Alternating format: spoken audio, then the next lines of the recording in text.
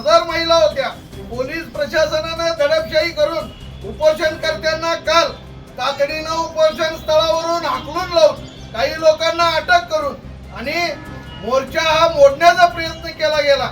मी जरी शासनातल्या सत्ताधारी गटाचा नेता जरी असलो, या तालुक्यात 25-30 हजार कोळी जमातीचे लोक आहोत।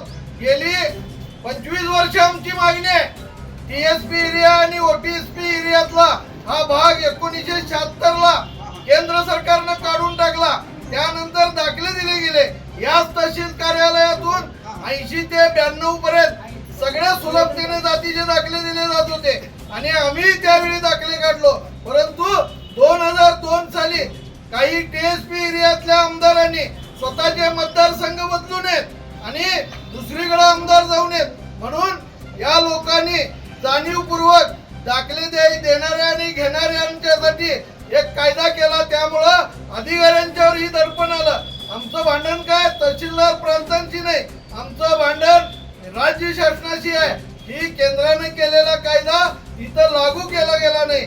जाणीवपूर्वक त्या व्हॅलिडिटी कमिटीवर टीएसपी एरियातले अधिकारी बसवून तिथं जाणीवपूर्वक इनव्हॅलिड केलं जातं। आता बऱ्याच आमच्याही शिरडोन असेल, अक्वाट असेल, बऱ्याच गावातल्या लोकांनी जातीचे दाखले सुद्धा काढलेले आहेत। पण जाणीवपूर्वक हे आंदोलन चिरडलं गेलं। त्या आंदोलन चिरडण्याचा निषेध नोंदवण्यासाठी आम्ही प्रातिनिधिक स्वरूपात आम्ही आमच्या तहसीलदारांना हे निवेदन देत आहोत।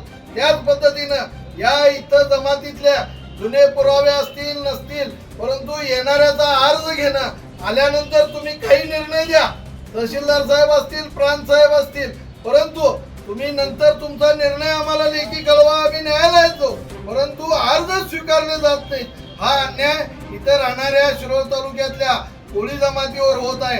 याचा निषेध म्हणून आम्ही आज इथं निषेध नोंदवण्यासाठी आलो आहोत।